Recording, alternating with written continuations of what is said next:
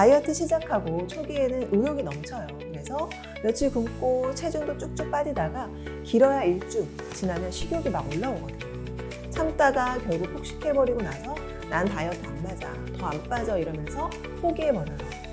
그럼 다이어트 할 때 식욕이 폭발하는 이유가 도대체 뭘까요? 바로 안녕하세요 여러분, 반갑습니다. 쉽게 다이어트 채널의 쉽다쌤 김미나입니다. 이 영상에서는 쉽고 빠르게 다이어트에 성공하면서도 요요 없이 유지할 수 있는 첫 번째 비법을 알려드릴게요. 그리고 오늘은 첫 영상이니까 간단하게 제 소개도 해드리려고 해요. 저는 16년차 한의사이자 2년 전에 16kg를 감량한 평범한 워킹맘입니다. 제 채널에서는 여러분이 쉽고 빠르게 다이어트에 성공할 수 있도록 제가 가진 지식과 노하우를 아낌없이 공유할 예정입니다. 많은 기대 부탁드려요. 여러분, 다이어트 할 때 뭐가 제일 힘드세요? 저는 허기 참는 게 정말 너무 힘들었어요. 제가 워낙에 식욕도 좋고 양도 많이 먹는 대식가였거든요. 심지어 가리는 것도 없어요. 아무거나 다 잘 먹는 스타일이다 보니까 다이어트 할 때 굶는 게 정말 너무 힘들더라고요. 그리고 왜 엄마들이면 다 공감하는 거, 음식 남아서 버리는 꼴을 못 보잖아요. 가족들 남긴 거 아깝다고 먹는데 이 욕이 정말 상당하거든요. 정말 다이어트는 식욕과의 전쟁이에요, 전쟁. 식욕은 특히 본능인데 본능하고 싸우려니까 얼마나 힘들어요.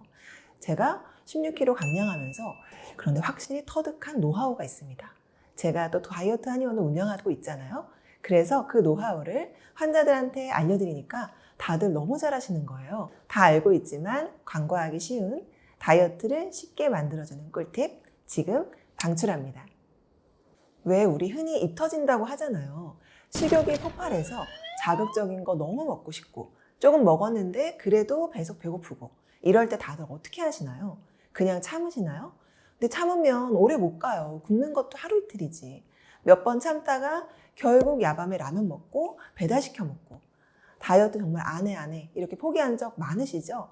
제가 다이어트 한의원을 16년째 운영하면서 봤던 다이어트 실패 원인 첫 번째, 바로 무작정 굶기입니다.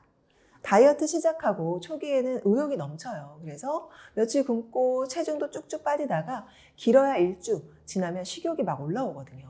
참다가 결국 폭식해버리고 나서 난 다이어트 안 맞아, 더 안 빠져 이러면서 포기해버려요. 그럼 다이어트 할 때 식욕이 폭발하는 이유가 도대체 뭘까요? 바로 단백질 섭취 부족입니다. 다른 영양소를 충분히 섭취해도 단백질 섭취가 부족했다면 계속 배고픔을 느낀다고 해요. 이게 바로 요즘 핫한 단백질 지렛대 가설인데요. 이 가설을 처음 들으면 뭐지? 싶을 수 있는데 간단히 말해서 우리 몸은 단백질 섭취가 충분하지 않으면 계속 배고픔을 느낀다는 거예요. 탄수화물을 아무리 우리가 배부르게 먹어도 말이죠. 그래서 우리가 떡볶이, 라면, 짜장면 등등으로 탄수화물 파티를 하고 나서 조금 지나면 또 다른 음식들이 땡기는 이유가 바로 여기에 있어요. 단백질이 부족한 식사를 한 거죠. 그래서 저는 다이어트 환자들이 저는 왜 이렇게 자꾸 배가 고플까요? 라고 물어보시면 단백질 충분히 섭취하셨나요? 라고 점검해 보시라고 해요. 단백질을 먹으면 식욕이 줄어드는 이유는 뭘까요? 바로 호르몬 때문인데요. 단백질을 충분히 섭취하면 포만감 호르몬인 렙틴이 분비되어 식욕을 억제하고 또 반대로 식욕을 자극하는 호르몬인 그렐린의 분비를 줄여줍니다. 그래서 단백질을 많이 먹으면 자연스럽게 탄수화물이나 다른 고칼로리 음식을 덜 먹게 되는 거죠. 이게 정말 중요해요. 바로 다이어트의 핵심 포인트 중 하나입니다. 이걸 다이어트 환자분들께 정말 강조를 많이 했고 저도 다이어트 할 때 그리고 지금도 단백질을 충분히 먹으려고 계속 노력하고 있습니다. 자, 그럼 우리가 단백질을 얼마나 먹어야 되는지 알아볼게요. 제가 다이어트 한의원을 운영하면서 환자분들께 단백질 잘 드시고 계시냐고 물어보면 거의 90%가 이렇게 얘기를 해요. 저 고기 되게 잘 먹어요. 주일에는 외식이나 회식으로 충분히 먹거든요. 하시는데 이거 아닙니다. 단백질은 그렇게 먹으면 절대 안 되세요. 한 번에 폭식하듯이 먹으면 안 되는 이유 설명드릴게요.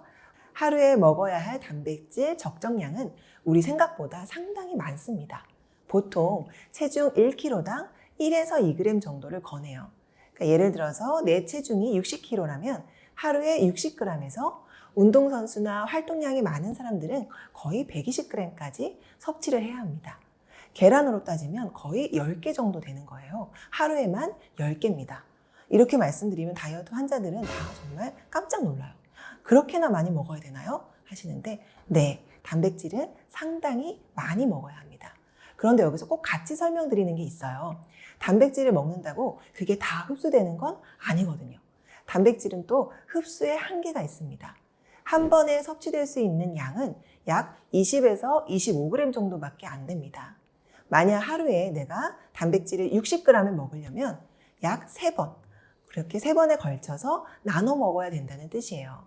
그렇지 않고 한 번에 단백질 다 섭취하시게 되면 흡수가 안 될 뿐만 아니라 소화불량도 일으키고 신장에 부담을 주기도 합니다.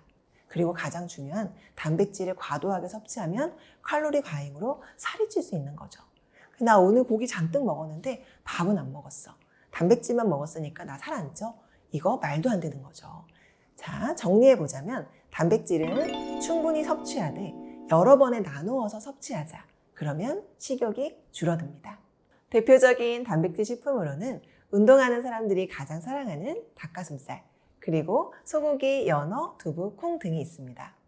나누어 보면 육류, 생선, 달걀 등의 동물성 단백질과 콩류, 곡물 등의 식물성 단백질이 있죠.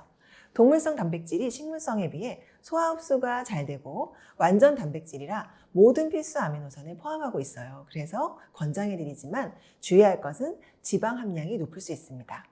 식물성은 그에 비해 지방 함량은 낮은데 섬유질이 많아요. 그리고 필수 아미노산이 조금 부족합니다. 그러다 보니 식물성, 동물성 두 가지를 균형 있게 섭취하는 것을 추천해드려요. 닭가슴살이 대표적인 다이어트 식품이라고 하는 이유는 필수 아미노산이 모두 들어있어 근육 형성에 도움이 되고 동물성 단백질 치고는 지방 함량이 매우 적습니다. 그래서 다이어트에 탁월하죠. 그리고 이게 정말 저는 중요했는데 워킹맘으로서는 도시락 준비할 때 닭가슴살만큼 편한 게 없어요. 사실 다이어트 식단이라고 하면 맛이 없을 것 같다고 생각하는데 전혀 그렇지 않아요. 특히 단백질 식품이 맛이 좋기 때문에 이것을 잘 활용하면 정말 맛있고 질리지 않는 다이어트 식단을 구성할 수 있습니다. 다이어트 한의원을 운영하다 보면 환자들의 하소연을 들어야 될 때가 많은데요. 저도 해봐서 알죠. 다이어트가 얼마나 힘든지. 특히 식욕이 좋은 남자분들, 그리고 대식가 여자분들은 너무 허기져하세요. 다이어트 식단으로는 정말 간에 기별도 안 간다.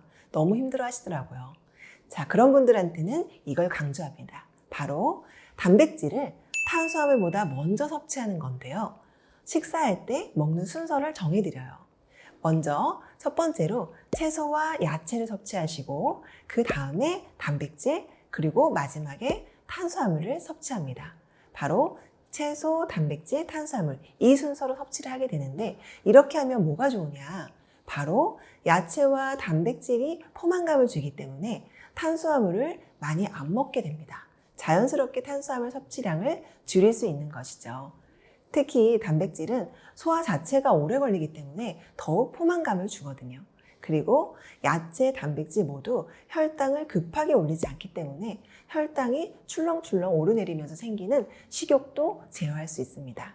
이 방법은 당뇨 환자나 당뇨 전 단계 환자들에게 추천해드리는 식사법이에요. 예를 들어 저는 라면이 먹고 싶으면 채소나 닭가슴살 하나를 먼저 다 먹고 그 후에 라면을 먹습니다. 그렇게 하면 라면을 반만 먹어도 배불러요. 근데 야채나 닭가슴살 없이 라면을 먹기 시작하면 하나 다 먹고 밥도 말아 먹잖아요.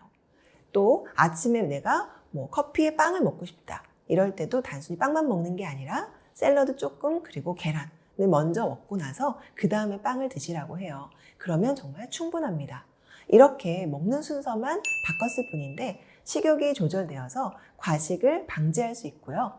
그리고 조금만 먹어도 배가 굉장히 부르게 됩니다. 제가 이 방법을 환자분들께 알려드리고 확인해보면 정말 너무 좋아하세요.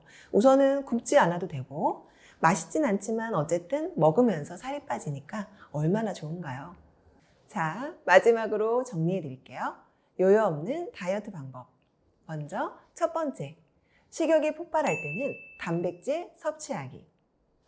두 번째, 단백질은 몸무게만큼 먹고 나눠서 먹기.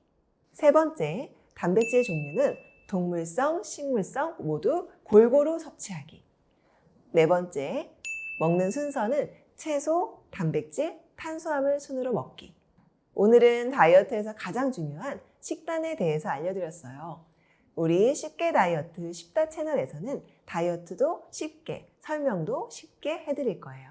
앞으로 저와 같이 쉽게 다이어트 해봐요. 오늘의 영상이 여러분에게 도움이 되셨다면 구독, 좋아요, 알림 설정 잊지 마시고요. 다이어트 쉽고 즐겁게 해봐요. 감사합니다.